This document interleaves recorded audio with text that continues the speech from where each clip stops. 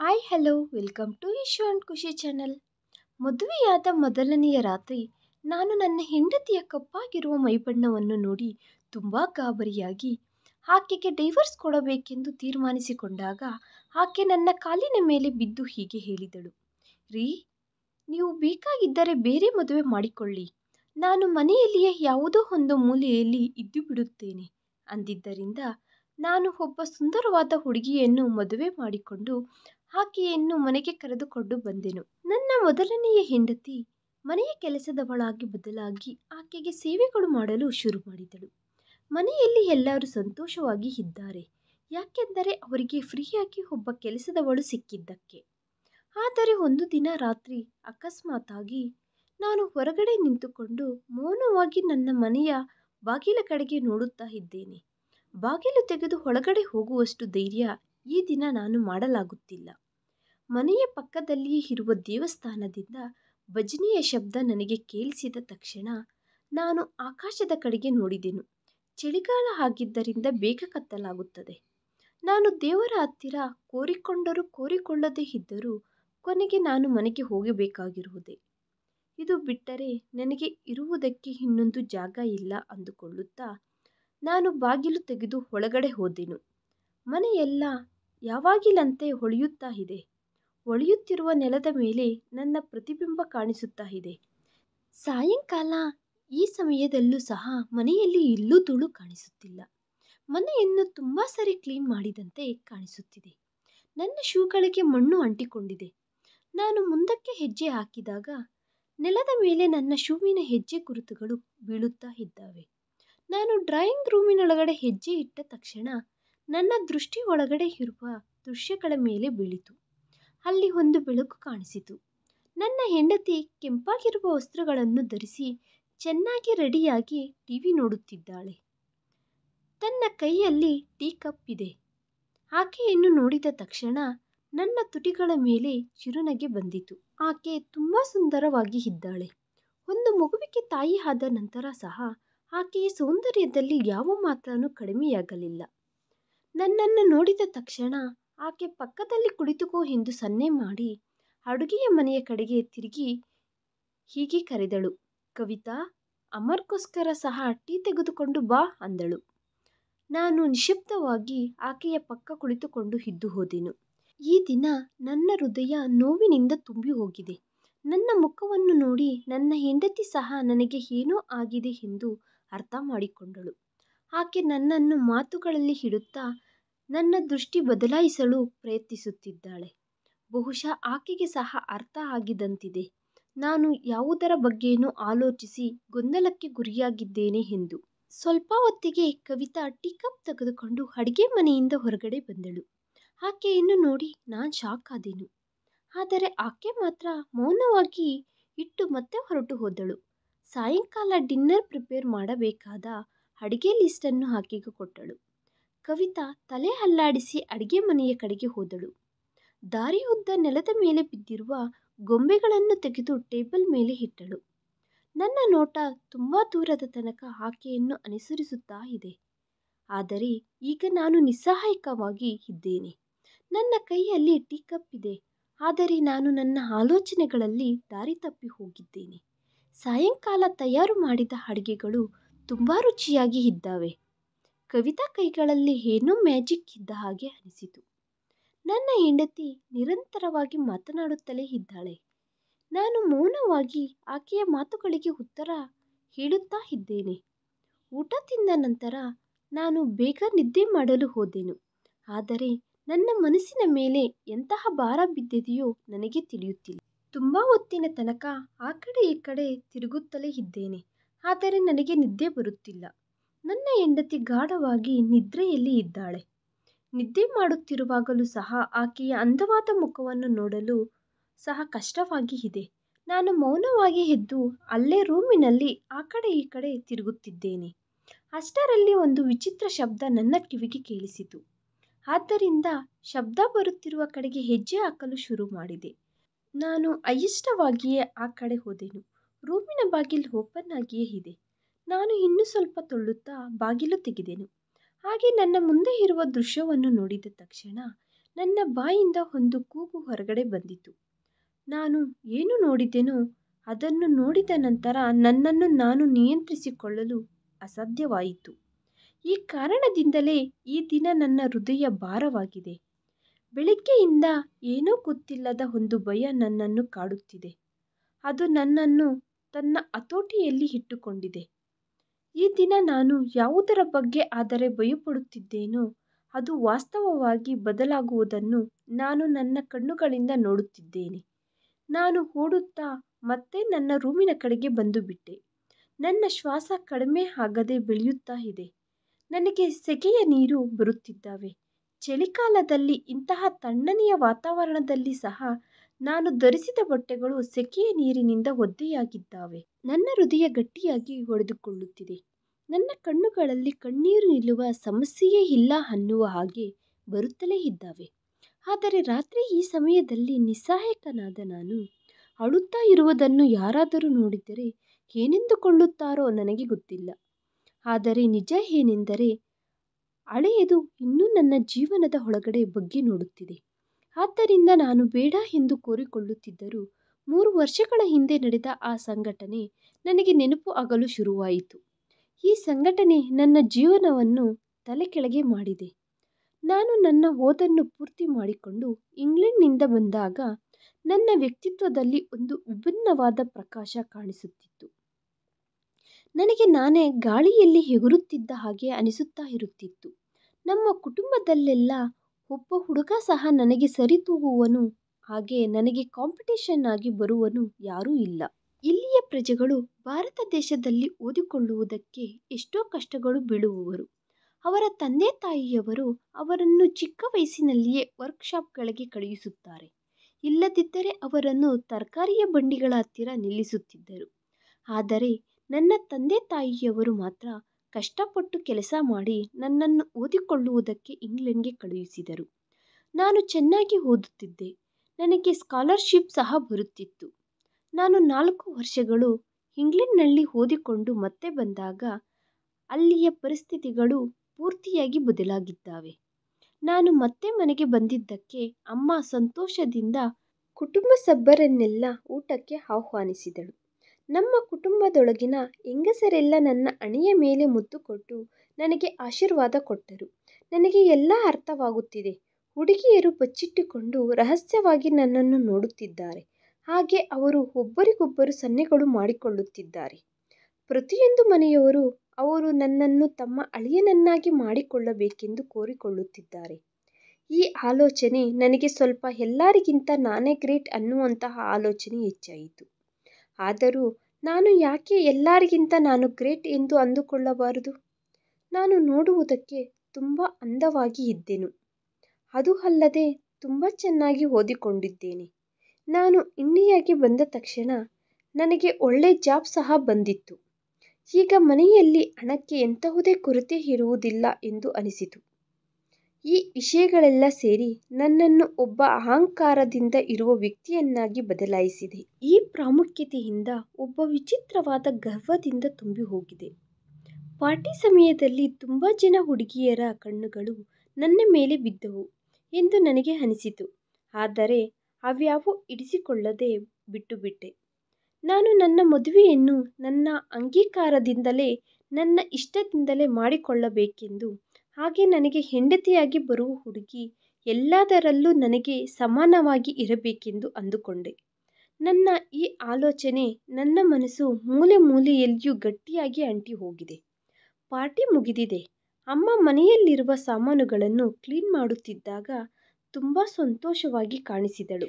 ಹಾಗೆ ನನ್ನನ್ನು ಪದೇ ಪದೇ ಮೆಚ್ಚಿಕೊಳ್ಳುತ್ತಾ ಇದ್ದಾಳೆ. ಇಷ್ಟಕ್ಕೂ ಮೊದಲು ನಮ್ಮ ಬಂಧುಗಳು ಯಾರೂ ಯಾವಾಗಲೂ ನಮಗೆ ಪ್ರಾಮುಖ್ಯತೆ ಕೊಡಲಿಲ್ಲ.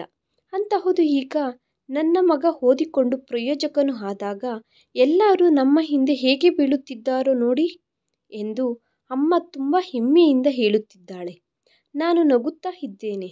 ಆ ನಂತರ ಅಮ್ಮ ಅಪ್ಪ ನನ್ನ ಹತ್ತಿರ ಕುಳಿತುಕೊಂಡು ಒಂದು ಸಂಬಂಧದ ಬಗ್ಗೆ ಮಾತನಾಡಲು ಶುರು ಮಾಡಿದರು. ಅವರು ತಮ್ಮ ಮಗಳಿಗೆ ನಿನ್ನನ್ನು ಕೊಟ್ಟು ಮದುವೆ ಮಾಡಬೇಕೆಂದು ಅಂದುಕೊಳ್ಳುತ್ತಿದ್ದಾರೆ ಎಂದು ಹೇಳಿದಳು. ನನಗೆ ಕೋಪ ಬಂದಿತು. ಅಮ್ಮ, ನನಗೋಸ್ಕರ ಎಂತಹುದೇ ಸಂಬಂಧ ಹುಡುಕಬೇಕಾದ ಅವಸರ ಇಲ್ಲ. ಮದುವೆಯಾದರೆ ನಾನು ನನ್ನ ಇಷ್ಟಾನುಸಾರವಾಗಿ ಮಾಡಿಕೊಳ್ಳುತ್ತೇನೆ ಎಂದು ಹೇಳಿದೆ. ಆದರೆ ಅಮ್ಮನ ಮುಖ ಬೇಸರಗೊಂಡಿತು. ಅಂತಹ ಮಾತುಗಳು ಮಾತನಾಡುವ ಮೊದಲು ಜಾಗ್ರತೆಯಿಂದ ಮಾತನಾಡು. ಹುಡುಗಿಯನ್ನು ನಿನ್ನ ಇಷ್ಟಾನುಸಾರವಾಗಿ ಎಲ್ಲಿಂದ ಆದರೂ ಕರೆದುಕೊಂಡು ಬರುತ್ತೀಯಾ? ಮದುವೆ ಎಂದರೆ ಎಲ್ಲದಕ್ಕಿಂತ ಮೊದಲು ಕುಲ, ಹಾಗೆ ಆಕೆಯ ಕುಟುಂಬವನ್ನು ನೋಡಬೇಕು. ಇನ್ನು ಎಲ್ಲದಕ್ಕಿಂತ ಮುಖ್ಯವಾದ ವಿಷಯ ಏನೆಂದರೆ ಆ ಹುಡುಗಿ ಮನೆಯ ಗೌರವವನ್ನು ಬೆಳೆಸುವ ವಿಧವಾಗಿ ಇರಬೇಕು. ಅದಕ್ಕೆ ನಾನು ನನ್ನ ಇಷ್ಟ ಪ್ರಕಾರನೇ ನಿನಗೆ ಮದುವೆ ಮಾಡುತ್ತೇನೆ. ಇದರ ಬಗ್ಗೆ ನೀನು ಬಾಧೆ ಪಡಬೇಡ. ನಾನು ನಿನಗೋಸ್ಕರ ವಜ್ರದಂತಹ ಹುಡುಗಿಯನ್ನು ಹುಡುಕಿ ಕರೆದುಕೊಂಡು ಬರುತ್ತೇನೆ ಅಂದಳು. ಅಮ್ಮನ ಮಾತುಗಳನ್ನು ಕೇಳಿ ನಾನು ನಗುತ್ತಾ ಇದ್ದೇನೆ. ನಾನು ಹುಡುಕಿದರೂ ಹಾಗೆ ಅಮ್ಮ ಹುಡುಕಿದರೂ ನನಗೆ ಕೊನೆಗೆ ವಜ್ರದಂತಹ ಹುಡುಗಿ ಬೇಕು. ಅಷ್ಟರಲ್ಲಿ ಯಾರೋ ನನ್ನ ಮೊಬೈಲ್ಗೆ ಕಾಲ್ ಮಾಡಿದರು. ನಾನು ಮೊಬೈಲ್ ಕೈಯಲ್ಲಿ ಹಿಡಿದುಕೊಂಡು ಮನೆಯಿಂದ ಹೊರಗಡೆ ಬಂದೆನು. ಆದರೆ ನನ್ನ ಮನಸ್ಸು ಇನ್ನೂ ಅಮ್ಮ ಮಾತನಾಡಿದ ಮಾತುಗಳ ಸುತ್ತ ತಿರುಗುತ್ತಾ ಇದೆ. ಮದುವೆಯ ಬಗ್ಗೆ ನಾನು ಮನಸ್ಸಿನಲ್ಲಿ ಮೊದಲಿನಿಂದಲೂ ತುಂಬ ಕನಸುಗಳು ಕಾಣುತ್ತಿದ್ದೇನೆ. ಆದರೆ ಯಾವ ಹುಡುಗನೂ ಇರುತ್ತಾನೆ ಮದುವೆಯ ಬಗ್ಗೆ ಕನಸುಗಳು ಕಾಣದೆ? ಯಾವುದು ಏನಾದರೂ ಸರಿ, ನನಗೆ ಒಳ್ಳೆ ಮನೆ, ಒಳ್ಳೆಯ ಓದು ಇದೆ. ಅದು ಅಲ್ಲದೆ ಹಣಕ್ಕೆ ಯಾವ ಕೊರತೆಯೂ ಇಲ್ಲ. ಈಗ ಜೀವನದಲ್ಲಿ ಕೇವಲ ಒಬ್ಬ ಸುಂದರವಾದ ಹೆಂಡತಿ ಬರುವುದು ಮಾತ್ರನೇ ಉಳಿದಿದೆ. ನನ್ನ ಜೊತೆ ಪ್ರತಿ ವಿಷಯದಲ್ಲೂ ಹೆಜ್ಜೆ ಹಾಕುತ್ತಾ ನಡೆಯುವ ಹೆಂಡತಿ ಬೇಕು. ಒಂದು ದಿನ ನಾನು ಕೆಲಸದಿಂದ ಮನೆಗೆ ಬಂದಾಗ ಮನೆಯಲ್ಲಿ ಏನೋ ಅಸಾಧಾರಣ ಕಾರ್ಯಕ್ರಮಗಳು ಕಾಣಿಸಿದವು. ನಾನು ನನ್ನ ರೂಮಿನೊಳಗಡೆ ಹೋದಾಗ ನನ್ನ ಮುಂದೆ ಒಬ್ಬ ಮಹಿಳೆ ಕುಳಿತುಕೊಂಡು ಇದ್ದಾಳೆ. ಆಕೆ ಎದ್ದು ಅಕಸ್ಮಾತ್ತಾಗಿ ನನ್ನ ಹಣೆಯ ಮೇಲೆ ಮುತ್ತು ಇಟ್ಟಳು. ನಾನು ಜಾಗ್ರತೆಯಿಂದ ನೋಡಿದೆನು. ಆಕೆಯ ಮುಖ ನನಗೆ ಅಪರಿಚಿತವಾಗಿ ಅನಿಸಿತು. ನಾನು ಪ್ರಶ್ನಾರ್ಥಕವಾಗಿ ಕಣ್ಣುಗಳಿಂದ ಅಮ್ಮನ ಕಡೆಗೆ ನೋಡಿದೆನು. ಅಮ್ಮ ನಗುತ್ತಾ, ಈಕೆ ನಿಮ್ಮ ಅತ್ತೆ. ಆಕೆ ಬೇರೆ ನಗರದಲ್ಲಿ ವಾಸಿಸುತ್ತಿದ್ದಾಳೆ. ನೀನು ಇಂಗ್ಲೆಂಡ್ನಿಂದ ಬಂದಿದ್ದೀಯಾ ಅನ್ನುವ ವಿಚಾರ ತಿಳಿದ ತಕ್ಷಣ ಆಕೆ ನಿನ್ನನ್ನು ನೋಡುವುದಕ್ಕೆ ಬಂದಿದ್ದಾಳೆ ಅಂದಳು. ಅಮ್ಮ ಏನು ಹೇಳಿದಳು ಅರ್ಥ ಮಾಡಿಕೊಳ್ಳುವುದಕ್ಕೆ ಪ್ರಯತ್ನಿಸುತ್ತಾ ಸರಿ ಎಂದು ತಲೆ ಅಲ್ಲಾಡಿಸಿದೆನು. ಅತ್ತೆ ನನ್ನ ಮೇಲೆ ವಿಪರೀತವಾದ ಪ್ರೀತಿಯನ್ನು ತೋರಿಸುತ್ತಿದ್ದಾಳೆ. ಆಕೆಯ ಜೊತೆ ಆಕೆಯ ಗಂಡ ಸಹ ಅಲ್ಲಿ ಇದ್ದಾನೆ. ಆತನು ಸಹ ಒಳ್ಳೆಯ ವ್ಯಕ್ತಿಯ ತರಹ ಕಾಣಿಸುತ್ತಿದ್ದಾನೆ. ಅವರು ರೂಪವನ್ನು ನೋಡಿದರೆ ಗೊತ್ತಾಗುತ್ತದೆ ಅವರು ಶ್ರೀಮಂತರು ಅಲ್ಲ ಎಂದು. ಬಟ್ಟೆಗಳು ನೋಡುವುದಕ್ಕೆ ಮಾಮೂಲಿಯಾಗೇ ಇದ್ದಾವೆ. ಆದರೆ ಶುಭ್ರವಾಗಿ ಇಸ್ತ್ರಿ ಮಾಡಿದ ಬಟ್ಟೆಗಳು ಹಾಕಿಕೊಂಡಿದ್ದಾರೆ. ನಮ್ಮ ತಂದೆಯವರು ಅವರ ಜೊತೆ ತುಂಬ ಪ್ರೀತಿಯಿಂದ ನಡೆದುಕೊಳ್ಳುತ್ತಿದ್ದಾರೆ. ಅಮ್ಮ ಪದೇ ಪದೇ ಅವರ ಮುಂದೆ ಸ್ನ್ಯಾಕ್ಸನ್ನು ಮತ್ತು ಕೂಲ್ ಡ್ರಿಂಕ್ಸನ್ನು ಇಡುತ್ತಿದ್ದಾರೆ. ಇದೆಲ್ಲ ನನಗೆ ಸ್ವಲ್ಪ ವಿಚಿತ್ರವಾಗಿ ಅನಿಸುತ್ತಿದೆ. ಅಮ್ಮ ಯಾವಾಗಲೂ ಸಹ ತನ್ನ ಅತ್ತೆ ಮನೆಯವರ ಕಡೆಯ ಬಂಧುಗಳ ಮೇಲೆ ಇಷ್ಟು ಶ್ರದ್ಧೆ ತೋರಿಸಲಿಲ್ಲ ಅಂದುಕೊಳ್ಳುತ್ತಾ ನಾನು ನನ್ನ ರೂಮಿನೊಳಗಡೆ ಹೊರಟು ಹೋದೆ. ಹೊರಗಡೆ ಅವರ ಸಮಾವೇಶ ತುಂಬ ಹೊತ್ತು ಕೊನೆಸಾಗಿತು. ಎಲ್ಲರೂ ಒಬ್ಬರಿಗೊಬ್ಬರು ಜೋಕ್ಸ್ ಹಾಕಿಕೊಳ್ಳುತ್ತಾ ಇದ್ದಾರೆ. ಮರುದಿನ ಬೆಳಿಗ್ಗೆ ನಾನು ಕೆಲಸಕ್ಕೆ ಹೋಗಿ ಮತ್ತೆ ಮನೆಗೆ ಬಂದಾಗ ಅಮ್ಮ ತುಂಬ ಸಂತೋಷವಾಗಿ ಇದ್ದಾಳೆ. ಅತ್ತೆ ಮಾವ ಅವರು ಇಲ್ಲಿಗೆ ಯಾಕೆ ಬಂದಿದ್ದಾರೆ ಅಂದರೆ ಅವರು ತಮ್ಮ ಮಗಳಿಗೆ ನನ್ನ ಜೊತೆ ಮದುವೆ ಮಾಡಬೇಕು ಅಂದುಕೊಳ್ಳುತ್ತಿದ್ದಾರೆ ಎಂದು ಅಮ್ಮ ಹೇಳಿದಳು. ನಾನು ಗರ್ವದಿಂದ ನಗುತ್ತಾ, ಈಗ ಜನಗಳು ನನ್ನ ಮನೆಗೆ ಬಂದು ತಮ್ಮ ಮಗಳನ್ನು ನನಗೆ ಕೊಟ್ಟು ಮದುವೆ ಮಾಡುವುದಕ್ಕೆ ಸಿದ್ಧವಾಗಿ ಇದ್ದಾರೆ. ಅಮ್ಮ ತುಂಬ ಸಂತೋಷವಾಗಿ ಇದ್ದಾಳೆ. ಹಾಗೆ ಅಮ್ಮ ಈ ಸಂಬಂಧ ಬೆಳೆಸುವುದಕ್ಕೆ ಸಿದ್ಧವಾಗಿ ಇದ್ದಾಳೆ. ಆದರೆ ನಾನು ಸ್ವಲ್ಪ ಸಂಕೋಚಿಸಿದೆ. ನಾನು ಮೊದಲು ಆ ಹುಡುಗಿಯನ್ನು ನೋಡಿ ಆಕೆಯನ್ನು ಮೀಟ್ ಮಾಡಬೇಕು ಅಂದುಕೊಳ್ಳುತ್ತಿದ್ದೇನೆ ಅನ್ನುವ ವಿಷಯವನ್ನು ನಾನು ಅಮ್ಮನಿಗೆ ಹೇಳಿದಾಗ ಅಮ್ಮ ನಗುತ್ತಾ, ಇದರಲ್ಲಿ ಆಂದೋಲನ ಪಡಬೇಕಾದ ಅವಸರ ಏನೂ ಇಲ್ಲ. ನಾನು ಆ ಹುಡುಗಿಯನ್ನು ನೋಡಿದೆ. ಆ ಹುಡುಗಿ ತುಂಬ ಸುಂದರವಾಗಿ ಇದ್ದಾಳೆ. ಆ ಹುಡುಗಿ ನಿನ್ನ ಪ್ರತಿ ಆಲೋಚನೆಯಲ್ಲಿ ಆಕೆ ನಿನಗೆ ಅನುಗುಣವಾಗಿ ಇರುತ್ತಾಳೆ. ಅವರು ಬೇರೆ ನಗರದಲ್ಲಿ ನಿವಾಸಿಸುತ್ತಿದ್ದಾರೆ. ಅವರು ಬಡವರೇ. ಆದ್ದರಿಂದ ಅಲ್ಲಿಗೆ ಹೋಗಿ ಆ ಹುಡುಗಿಯನ್ನು ನೋಡಲು ಸಾಧ್ಯವಿಲ್ಲ. ನಾನು ನಿನಗೆ ಆದಷ್ಟು ಬೇಗ ಮದುವೆ ಮಾಡಬೇಕು ಅಂದುಕೊಳ್ಳುತ್ತಿದ್ದೇನೆ. ಈಗ ನಿನ್ನ ಕೋಪ ತಾಪಗಳು ಭರಿಸುವಷ್ಟು ಶಕ್ತಿ ನಮ್ಮಿಬ್ಬರಿಗೂ ಇಲ್ಲ. ನಾಳೆ ನಿನ್ನ ಹೆಂಡತಿ ಬಂದರೆ ಆಕೆ ಮೇಲೆ ನಿನ್ನ ಕೋಪ ತಾಪಗಳನ್ನು ತೋರಿಸು ಅಂದ ಅಮ್ಮನ ಮಾತುಗಳನ್ನು ಕೇಳಿ ನಾನು ತಿರಸ್ಕರಿಸಬೇಕು ಅಂದುಕೊಂಡರೂ ಸಹ ತಿರಸ್ಕರಿಸಲಾಗಲಿಲ್ಲ.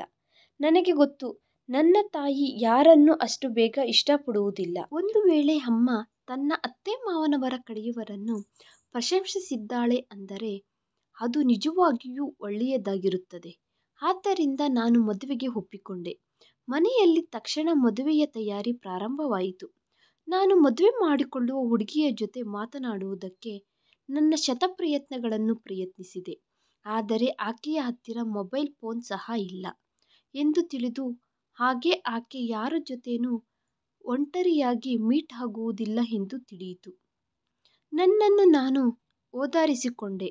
ಈಗ ಮದುವೆಯ ದಿನ ಹತ್ತಿರಕ್ಕೆ ಬಂದಿತು. ಆಫೀಸ್ನಲ್ಲಿ ನನ್ನ ಸ್ನೇಹಿತರಿಗೆಲ್ಲ ನನ್ನ ಮದುವೆಯ ವಿಚಾರ ತಿಳಿಯಿತು. ಎಲ್ಲರೂ ನನ್ನನ್ನು ಅಭಿನಂದಿಸಿದರು. ಅವರು ಸಮಾಜದಲ್ಲಿ ಒಳ್ಳೆಯ ಹೆಸರು ಹೊಂದಿದ ವ್ಯಕ್ತಿಗಳು. ಆದ್ದರಿಂದ ನಾನು ಅತಿ ದೊಡ್ಡ ಹೋಟೆಲ್ನಲ್ಲಿ ರಿಸೆಪ್ಷನ್ ಪಾರ್ಟಿ ತಯಾರು ಮಾಡಿದೆ. ನಾನು ಹಾಗೆ ನನ್ನನ್ನು ಮದುವೆ ಮಾಡಿಕೊಳ್ಳುವ ಹುಡುಗಿಯ ಜೊತೆ ವೇದಿಕೆ ಮೇಲಕ್ಕೆ ಹೋದಾಗ ಎಲ್ಲರ ಕಣ್ಣುಗಳು ನಮ್ಮ ಕಡೆಗೆ ನೋಡುತ್ತಾ ಅಟ್ರಾಕ್ಷನ್ ಆಗಿ ಇರಬೇಕು ಎಂದು ಕೋರಿಕೊಂಡೆ.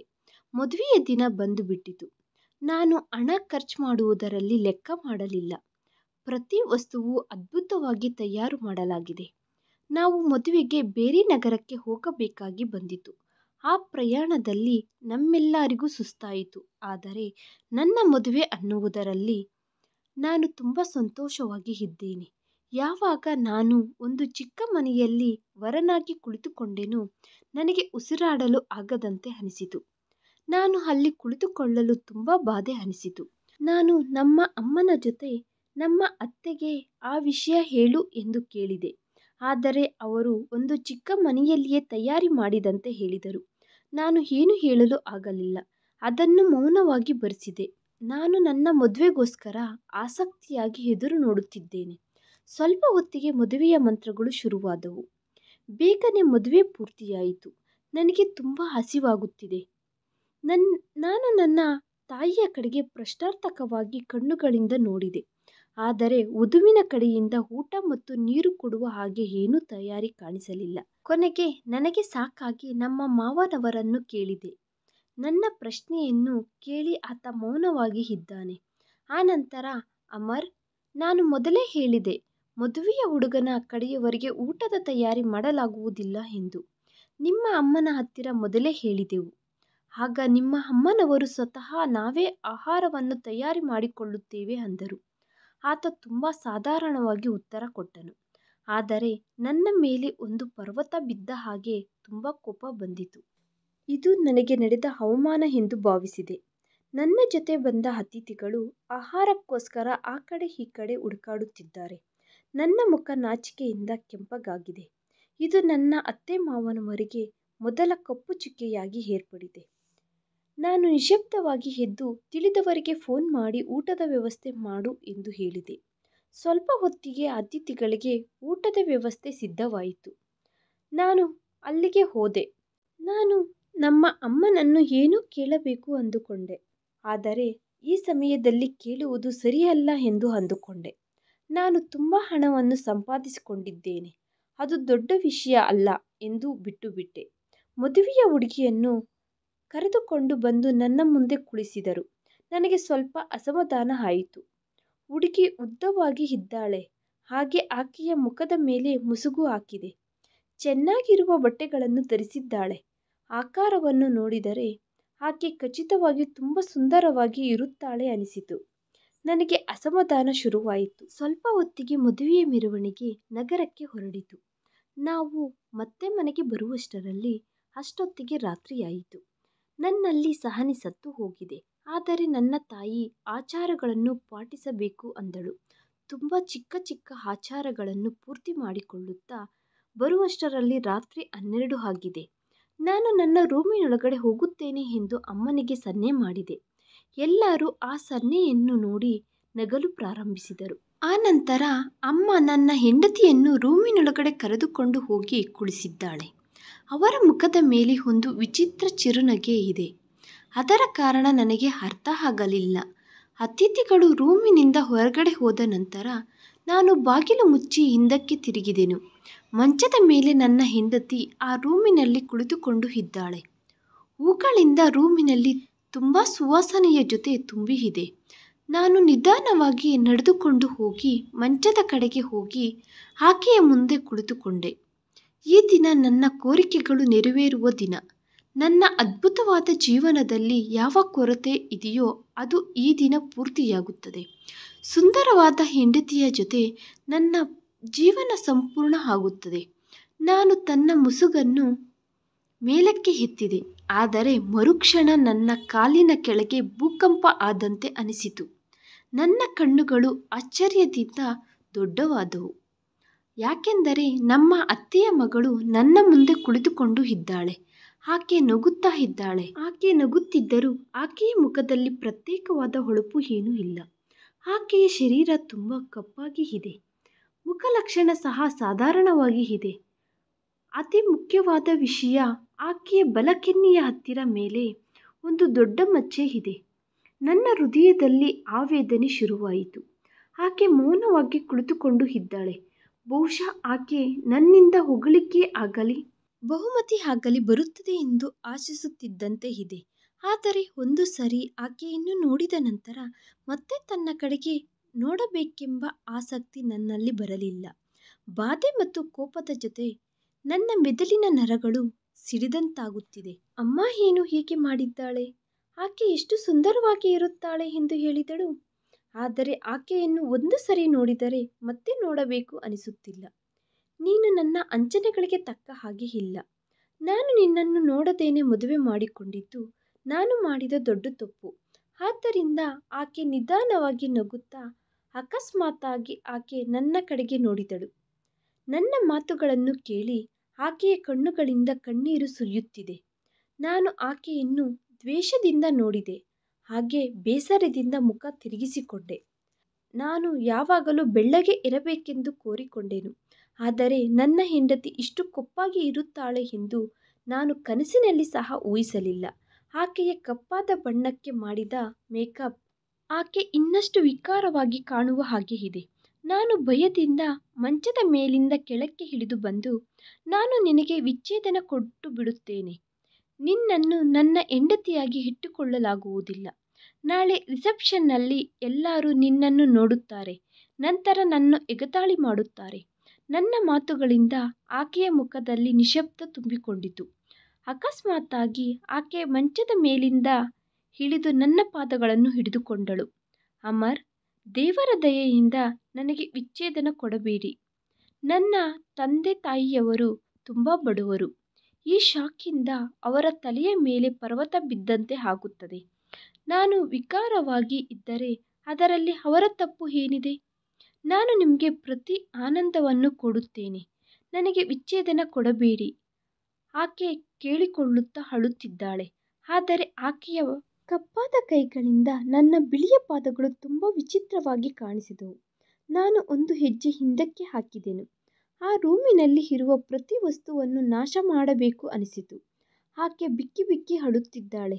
ನಿಧಾನವಾಗಿ ಆಕೆ ಅಲ್ಲಿಂದ ಎದ್ದು, ನಿಮಗೆ ನನ್ನ ಮುಖ ಇಷ್ಟ ಇಲ್ಲದಿದ್ದರೆ ನೀವು ಮತ್ತೆ ಮದುವೆ ಮಾಡಿಕೊಳ್ಳಿ. ನಾನು ನಿಮ್ಮನ್ನು ತಡೆಯುವುದಿಲ್ಲ. ನನ್ನಿಂದ ನಿಮ್ಮ ಹೆಸರು ತೆಗೆದು ಹಾಕಬೇಡಿ. ನಾನು ಇಲ್ಲಿ ಎಲ್ಲೋ ಒಂದು ಮೂಲೆಯಲ್ಲಿ ಇದ್ದು ನಿಮಗೆ ಸೇವೆ ಮಾಡಿಕೊಳ್ಳುತ್ತಾ ಇರುತ್ತೇನೆ. ನಾನು ನಿಮ್ಮನ್ನು ತುಂಬ ಪ್ರೀತಿಸುತ್ತಿದ್ದೇನೆ. ನೀವು ಇಲ್ಲದೆ ನಾನು ಬದುಕಲಾಗುವುದಿಲ್ಲ ಅಂದಳು. ಆಕೆಯ ಮಾತುಗಳಿಂದ ನನ್ನಲ್ಲಿ ಇನ್ನಷ್ಟು ದ್ವೇಷ ಜ್ವಾಲೆಯಂತೆ ಉರಿಯಿತು. ಆಕೆಯ ಜೊತೆ ಎಂತಹುದೇ ಸಂಬಂಧವನ್ನು ನಾನು ಭರಿಸಲಾಗುವುದಿಲ್ಲ. ಆದರೆ ನಾನು ಏನು ಮಾಡಲಾಗದ ಸ್ಥಿತಿಯಲ್ಲಿ ಇದ್ದೇನೆ. ತುಂಬ ಹೊತ್ತು ರೂಮಿನಲ್ಲಿ ಆರ್ಗ್ಯುಮೆಂಟ್ಸ್ ಆದ ನಂತರ ನಾನು ಕೊನೆಗೆ ರೂಮಿನ ಬಾಗಿಲು ತೆಗೆದು ಹೊರಗಡೆ ಹೊರಟು ಹೋದೆ. ಅಮ್ಮ ಹೊರಗಡೆ ಸೋಫಾದಲ್ಲಿ ಕುಳಿತುಕೊಂಡಿದ್ದಾಳೆ. ನಾನು ಹೊರಗಡೆ ಬರುವುದನ್ನು ನೋಡಿ ಅವರ ಮುಖದಲ್ಲಿ ಚಿರುನಗೆ ಕಾಣುತ್ತಿತ್ತು. ಈ ಸಮಯದಲ್ಲಿ ನೀನು ಹೊರಗಡೆ ಯಾಕೆ ಬಂದೆ ಎಂದು ಅಮ್ಮ ಒಂದು ಮಾತು ಸಹ ಕೇಳಲಿಲ್ಲ. ಆಕೆ ನಿಶ್ಶಬ್ದವಾಗಿ ಕುಳಿತುಕೊಂಡು ಜಪಮಾಲೆ ಜಪಿಸುತ್ತಲೇ ಇದ್ದಾಳೆ. ನಾನು ಮನೆಯಿಂದ ಹೊರಗಡೆ ಬಂದೆನು. ರೋಡಿನ ಮೇಲೆ ಎಷ್ಟು ಸಮಯ ತಿರುಗುತ್ತಾ ಇದ್ದೇನೋ ನನಗೆ ಗೊತ್ತಿಲ್ಲ. ಆದರೆ ಕೊನೆಗೆ ನಾನು ನಿರ್ಣಯಿಸಿಕೊಂಡೆ, ಖಚಿತವಾಗಿ ಸುಂದರವಾದ ಹುಡುಗಿಯನ್ನು ಮದುವೆ ಮಾಡಿಕೊಳ್ಳಬೇಕು ಎಂದು. ಮರುದಿನ ರಿಸೆಪ್ಷನ್ ಪಾರ್ಟಿ ನಡೆಯಿತು. ಆಕೆಯ ಮುಖದ ಮೇಲೆ ಇರುವ ಮುಸುಗನ್ನು ತೆಗೆಯಬಾರದೆಂದು ಆಕೆಗೆ ಹೇಳಿದೆ. ಬಡವರ ಹುಡುಗಿ ನನ್ನ ಮಾತುಗಳು ಕೇಳಿದಳು. ಪಾರ್ಟಿಗೆ ಬಂದವರೆಲ್ಲ ಹೀಗೆ ಹೇಳುತ್ತಲೇ ಇದ್ದಾರೆ. ರಿಸೆಪ್ಷನ್ನಲ್ಲಿಯೂ ವಧುವಿಗೆ ಇಂತಹ ಮುಸುಗು ಧರಿಸಬೇಡಿ ಎಂದು. ಆದರೆ ಅಮ್ಮ ಎಲ್ಲರನ್ನೂ ಮೌನವಾಗಿ ಇರಿಸಿದಳು. ನನ್ನ ಹೃದಯ ಆಕೆಯಿಂದ ಪೂರ್ತಿಯಾಗಿ ಬೇಸರಗೊಂಡಿದೆ. ನಂತರ ತುಂಬ ಜನ ನಮ್ಮನ್ನು ಇನ್ವೈಟ್ ಮಾಡಿದರು. ಆದರೆ ನಾನು ವಿಧವಾದ ಸಾಕುಗಳು ಹೇಳಿ ತಿರಸ್ಕರಿಸಿದೆ. ಮರುದಿನದಿಂದ ನಾನು ಕೆಲಸಕ್ಕೆ ಹೋಗಲು ಶುರು ಮಾಡಿದೆ. ಆದರೆ ನನ್ನ ಪ್ರಾಣ ಸ್ನೇಹಿತ ಸಮೀರ್ಗೆ ಏನೋ ಅರ್ಥವಾಗಿದೆ. ನನ್ನ ಹಾಗೆ ಹೊಸದಾಗಿ ಮದುವೆ ಮಾಡಿಕೊಂಡ ವ್ಯಕ್ತಿ. ಮರುದಿನಾನೇ ಕೆಲಸಕ್ಕೆ ಬಂದಿದ್ದು ಆತನಿಗೆ ಇಷ್ಟ ಆಗಲಿಲ್ಲ. ಆತನು ಅದೇ ದಿನ ಸಾಯಂಕಾಲ ನನ್ನನ್ನು ಅವರ ಮನೆಗೆ ಪಾರ್ಟಿಗೆ ಆಹ್ವಾನಿಸಿದನು. ನಾನು ತಿರಸ್ಕರಿಸಬೇಕು ಅಂದುಕೊಂಡೆ. ಆದರೆ ಆತನು ನನ್ನ ಪ್ರತಿವಾದನೆಯನ್ನು ತೀವ್ರವಾಗಿ ತಿರಸ್ಕರಿಸಿದನು. ಮದುವೆಯಾದ ಮರುದಿನ ಯಾರು ಕೆಲಸಕ್ಕೆ ಹೋಗುತ್ತಾರೆ? ನೀನು ಹನಿಮೂನ್ಗೆ ಯಾಕೆ ಹೋಗಲಿಲ್ಲ? ಅತ್ತಿಗೆಯನ್ನು ಕರೆದುಕೊಂಡು ಸಾಯಂಕಾಲ ಮನೆಗೆ ಡಿನ್ನರ್ಗೆ ಬಾ ಅಂದನು. ನನ್ನ ವಿಷಾದಕರವಾದ ಮುಖವನ್ನು ನೋಡಿ ಆತನಿಗೆ ಎಲ್ಲ ಅರ್ಥವಾಗಿದೆ. ಬೇಡ ಅಂದುಕೊಳ್ಳುತ್ತಲೇ ಆ ಸಾಯಂಕಾಲ ನನ್ನ ಹೆಂಡತಿಯನ್ನು ಕರೆದುಕೊಂಡು ಆತನ ಮನೆಗೆ ಹೋದೆನು. ನಾನು ಆ ಹುಡುಗಿಯ ಜೊತೆ ಬರುವುದನ್ನು ನೋಡಿ ನನ್ನ ಇಬ್ಬರ ಸ್ನೇಹಿತರು ಅರ್ಥ ಮಾಡಿಕೊಂಡರು. ನನ್ನ ಮುಖ ಯಾಕೆ ವಿಷಾದಕರವಾಗಿ ಇದೆಯೋ. ಮನೆಯಲ್ಲಿ ಆತನು ವಿಧ ತರವಾದ ಅಡುಗೆಗಳನ್ನು ತಯಾರಿ ಮಾಡಿದ್ದಾರೆ. ಆತನ ಕುಟುಂಬ ಸಭ್ಯರು ನನ್ನನ್ನು ಅವರ ಕುಟುಂಬ ಸಭ್ಯರಲ್ಲಿ ಒಬ್ಬನನ್ನಾಗಿ ಭಾವಿಸುತ್ತಾರೆ. ಸಮೀರ್ ಊಟಕ್ಕೆ ಕುಳಿತುಕೋ ಎಂದು ಕೇಳಿದನು. ಆದರೆ ನಾನು ಸ್ವಲ್ಪ ಹೊತ್ತು ಇರು ಅಂದೆನು. ಆತನ ಚಿಕ್ಕ ತಂಗಿ ತಿನ್ನುವುದಕ್ಕೆ ಅಡುಗೆಗಳನ್ನು ತಂದು ಇಡುತ್ತಿದ್ದಾಳೆ. ಆಕೆಯನ್ನು ನೋಡಿದ ತಕ್ಷಣ ನನ್ನ ಕಣ್ಣಿನ ರೆಪ್ಪೆ ಆಡಿಸುವುದನ್ನೇ ಮರೆತು ಹೋದೆ. ಆಕೆ ತುಂಬ ಸುಂದರವಾಗಿ ಇದ್ದಾಳೆ. ಹೇಗೆಂದರೆ ಸ್ವರ್ಗದಿಂದ ನೇರವಾಗಿ ಈ ಲೋಕಕ್ಕೆ ಬಂದಂತೆ ಇದ್ದಾಳೆ. ಉದ್ದನೆಯ ಜಡೆ, ಬೆಳ್ಳನೆಯ ಮುಖ ನನ್ನ ಹೃದಯವನ್ನು, ನನ್ನ ಮನಸ್ಸನ್ನು ದೋಚಿಕೊಂಡಳು. ನನಗೆ ಅಂತಹ ಹುಡುಗಿನೇ ಹೆಂಡತಿಯಾಗಿ ಬರಬೇಕು ಅಂದುಕೊಂಡೆ. ನನ್ನ ನೋಟ ಆಕೆ ಗ್ರಹಿಸಿದಾಗ ನನ್ನನ್ನು ನೋಡಿ ಆಕೆಯ ಮುಖ ನಾಚಿಕೆಯಿಂದ ಇದೆ. ನನ್ನ ಹೃದಯ ದಾರಿ ತಪ್ಪಿ ಹೋಗಿದೆ. ನಾನು ಆಕೆಯನ್ನು ಎಂತಹುದೇ ಪರಿಸ್ಥಿತಿಯಲ್ಲಾಗಲಿ ನನ್ನ ಹೆಂಡತಿಯನ್ನಾಗಿ ಮಾಡಿಕೊಳ್ಳಬೇಕು ಅಂದುಕೊಂಡೆ. ನನ್ನ ಹೆಂಡತಿ ಇದೆಲ್ಲ ಮೌನವಾಗಿ ನೋಡುತ್ತಾ ಇದ್ದು ಹೋದಳು. ಆಕೆ ತುಂಬ ಕಡಿಮೆ ಊಟವನ್ನು ತಿಂದಳು. ಸಮೀರ್ ಮನೆಯಿಂದ ಬರುತ್ತಿದ್ದಾಗಲೇ ನಾನು ನನ್ನ ಹೃದಯದಲ್ಲಿ ನಿರ್ಣಯಿಸಿಕೊಂಡೆ, ನಾನು ಸಮೀರ್ ತಂಗಿಯ ಜೊತೆ ಮಾತನಾಡಬೇಕು ಎಂದು. ಹಾಗೆ ನಾನು ತುಂಬ ಸಮಯ ಕಾಯುತ್ತಾ ಇರಲಿಲ್ಲ. ಆ ಮರುದಿನಾನೇ ನಾನು ಸಮೀರ್ಗೆ ನನ್ನ ಭಾವನೆಗಳನ್ನು ಹೇಳಿದೆನು. ಆತನು ಶಾಕ್ ಆದನು. ಆದರೆ ಅಮರ್, ನಿನಗೆ 2 ದಿನಗಳ ಹಿಂದೆಯೇ ಮದುವೆ ನಡೆದಿದೆ. ನಾನು ಆಶ್ಚರ್ಯಪಟ್ಟೆನು. ತುಂಬ ವಿಕಾರವಾಗಿ ಇರುವ ಹುಡುಗಿಯನ್ನು ತಂದು ನನ್ನ ಕತ್ತು ಕೊಯ್ದರು. ಅವಳು ನನ್ನ ಹೆಂಡತಿ ಅಲ್ಲ. ಆಕೆಯನ್ನು ನಮ್ಮ ಅಮ್ಮ ಸೊಸೆಯಾಗಿ ಮಾಡಿಕೊಂಡಿದ್ದಾಳೆ. ನನಗೆ ಇಷ್ಟವಾದ ವ್ಯಕ್ತಿಯನ್ನು ನಾನು ಮದುವೆ ಮಾಡಿಕೊಳ್ಳಬೇಕು ಅಂದುಕೊಳ್ಳುತ್ತಿದ್ದೇನೆ. ನಿಮ್ಮ ತಂಗಿಗೆ ಪ್ರಪಂಚದಲ್ಲಿ ಇರುವ ಪ್ರತಿಯೊಂದು ಸಂತೋಷವನ್ನು ಕೊಡುತ್ತೇನೆ. ನಾನು ಆತನಿಗೆ ಎಲ್ಲ ವಿಧವಾದ ಭರವಸೆ ಕೊಟ್ಟೆನು. ನನ್ನ ಅಂತಸ್ತು, ಒಳ್ಳೆಯ ಜಾಬ್ ಹಾಗೆ ಹಣ ಇರುವುದನ್ನು ನೋಡಿ ಆತನನ್ನು ಆಲೋಚಿಸುವ ಹಾಗೆ ಮಾಡಿದೆ. ಕೊನೆಗೆ ಆತ ಒಪ್ಪಿಕೊಂಡನು. ಆ ದಿನ ನಾನು ತುಂಬ ಸಂತೋಷವಾಗಿ ಇದ್ದೇನೆ. ನಾನು ಮನೆಗೆ ಮತ್ತೆ ಬಂದು ಎಲ್ಲರಿಗಿಂತ ಮೊದಲು ಅಮ್ಮನಿಗೆ ಈ ವಿಷಯ ಹೇಳಿದೆ. ನನ್ನ ಅಭಿಪ್ರಾಯ ಕೇಳಿದ ನಂತರ ಅಮ್ಮನ ಮುಖದಲ್ಲಿ ಎಂತಹುದೇ ಆಶ್ಚರ್ಯ ಕಾಣಿಸಲಿಲ್ಲ. ಅಮ್ಮ ಮೊದಲೇ ಊಹಿಸಿದಂತೆ ಇದ್ದಾಳೆ. 1 ವಾರದ ನಂತರ ನಾನು ಪವಿತ್ರ ಅನ್ನು ಮದುವೆ ಮಾಡಿಕೊಂಡು ನನ್ನ ಮನೆಗೆ ಕರೆದುಕೊಂಡು ಬಂದೆ. ಆಕೆಯ ಅಂದ ಹಾಗೆ ಅಲಂಕಾರ ನೋಡಿ ನನ್ನ ಮೊದಲನೆಯ ಹೆಂಡತಿ ಕವಿತಾ ಅಲ್ಲಿ ನಿಂತುಕೊಂಡು ನೋಡಿ ನಿಶ್ಶಬ್ದವಾಗಿ ರೂಮಿನಿಂದ ಹೊರಗಡೆ ಹೊರಟು ಹೋದಳು. ನಾನು ಕಬೋರ್ಡ್ನಿಂದ ತನ್ನ ಬಟ್ಟೆಗಳನ್ನು ತೆಗೆದು ಸೋಫಾ ಮೇಲೆ ಇಟ್ಟೆ. ಈ ರೂಮಿನಲ್ಲಿ ಇನ್ನೂ ಪವಿತ್ರ ಇರುತ್ತಾಳೆ. ನೀನು ಅಮ್ಮನ ರೂಮಿನಲ್ಲಿ ಇಲ್ಲದಿದ್ದರೆ ಸ್ಟೋರ್ ರೂಮಿನಲ್ಲಿ ಮಲಗಿಕೋ ಎಂದು ದ್ವೇಷದಿಂದ ತುಂಬಿ ಹೋದ ಸ್ವರದಿಂದ ಹೇಳಿದೆ. ಆದರೆ ಆಕೆ ಮಾತ್ರ ಏನೂ ಅನ್ನಲಿಲ್ಲ. ಆಕೆಯ ಕಣ್ಣುಗಳಲ್ಲಿ ಕಣ್ಣೀರು ಸುರಿಯುತ್ತಿದ್ದಾವೆ. ಆಕೆ ನಿಶ್ಶಬ್ದವಾಗಿ ಸ್ಟೋರ್ ರೂಮನ್ನು ತನ್ನ ಬೆಡ್ರೂಮ್ ಆಗಿ ಬದಲಾಯಿಸಿಕೊಂಡಳು. ಅಮ್ಮನಿಗೆ ಉಚಿತವಾಗಿ ಒಬ್ಬ ಕೆಲಸದವಳು ಸಿಕ್ಕಿದಂತೆ ಬೆಳಗ್ಗೆಯಿಂದ ರಾತ್ರಿಯ ತನಕ ಆಕೆಯ ಕೈಯಲ್ಲಿ ಕೆಲಸ ಮಾಡಿಸಿಕೊಳ್ಳುತ್ತಿದ್ದಳು. ಮಾತಿಗೂ ಆಕೆಯನ್ನು ಬೈಯುತ್ತಿದ್ದಳು, ಗದರುತ್ತಿದ್ದಳು, ಹಾಗೆ ಅವಮಾನಿಸುತ್ತಿದ್ದಳು. ನಾನು ಆಶ್ಚರ್ಯಪಟ್ಟೆ. ಯಾಕೆಂದರೆ ಮೃದು ಸ್ವಭಾವವಾದ ನಮ್ಮ ಅಮ್ಮ ಇಂತಹ ಉಗ್ರ ರೂಪ ಇಷ್ಟಕ್ಕೂ ಮೊದಲು ಯಾವಾಗಲೂ ನಾನು ನೋಡಲಿಲ್ಲ. ಆದರೆ ನನಗೆ ಕವಿತಾ ಮೇಲೆ ಎಂತಹುದೇ ಆಸಕ್ತಿ ಇಲ್ಲ. ಅದಕ್ಕೆ ಅಮ್ಮ ಆಕೆಯ ಜೊತೆ ಯಾವ ವಿಧವಾಗಿ ವ್ಯವಹರಿಸುತ್ತಿದ್ದರೂ ನಾನು ಇರಿಸಿಕೊಳ್ಳಲಿಲ್ಲ. ನಾನು ನನ್ನ ಹೊಸ ಜೀವನದಲ್ಲಿ ಮುಳುಗಿ ಹೋಗಿದ್ದೇನೆ. ಪವಿತ್ರ ಫ್ಯಾಷನ್ ಆಗಿ ಇರುತ್ತಿದ್ದಳು. ಹಾಗೆ ಆಕೆ ಹೊಸ ಫ್ಯಾಷನ್ ಡ್ರೆಸ್ಗಳು ಹಾಕಿಕೊಳ್ಳುತ್ತಾಳೆ. ಹಾಗೆ ಯಾವಾಗಲೂ ಮೇಕಪ್ ಮಾಡಿಕೊಳ್ಳುತ್ತಾಳೆ. ಆಕೆಯ ಅಂದವನ್ನು ನೋಡಿ ನಾನು ತುಂಬ ಸಂತೋಷವಾಗಿ ಇರುತ್ತಿದ್ದೆನು. ಮನೆಯ ಕೆಲಸಗಳೆಲ್ಲ ಕವಿತಾ ಮಾಡುತ್ತಿದ್ದರಿಂದ ಪವಿತ್ರಾಗೆ ಯಾವ ಕೆಲಸ ಮಾಡಬೇಕಾದ ಅವಸರ ಇರುತ್ತಿರಲಿಲ್ಲ. ನನಗೆ ಮದುವೆಯಾಗಿ ಸ್ವಲ್ಪ ಸಮಯದ ನಂತರ ನಾನು ಪವಿತ್ರ ಹನಿಮೂನ್ಗೆ ಹೋದೆವು. ಹನಿಮೂನ್ಗೆ ಹೋಗಿ ಆ ಲಾಂಗ್ ಟ್ರಿಪ್ಪನ್ನು ಮುಗಿಸಿಕೊಂಡು ಬಂದಾಗ ತಿಳಿಯಿತು ಪವಿತ್ರ ಗರ್ಭವತಿ ಎಂದು. ಈಗ ನನ್ನ ಜೀವನ ಪೂರ್ತಿಯಾಗುತ್ತಿದೆ. ನಾನು ತುಂಬ ಸಂತೋಷವಾಗಿದ್ದೇನೆ. ಒಂದೇ ಒಂದು ವಿಷಯ ನನ್ನನ್ನು ನೋವು ಇಡುತ್ತಿದೆ. ಈಗ ಮನೆಯಲ್ಲಿ ನಿಶ್ಶಬ್ದವಾಗಿ ಕವಿತಾ ನನ್ನನ್ನು ನನ್ನ ಹಿಂದೆ ಬರುತ್ತಿರುವ ನೆರಳಿನಂತೆ ಕಾಣಿಸಲು ಶುರುವಾಗಿದೆ. ಆಕೆ ಯಾವಾಗಲೂ ಏನೂ ಹೇಳುತ್ತಿರಲಿಲ್ಲ. ತುಂಬ ಸರಿ ಅಮ್ಮ ಆಕೆಯನ್ನು ಹೊಡೆಯುತ್ತಿದ್ದರೂ ಸಹ ಆಕೆ ನಿಶ್ಶಬ್ದವಾಗಿ ಭರಿಸುತ್ತಿದ್ದಳು.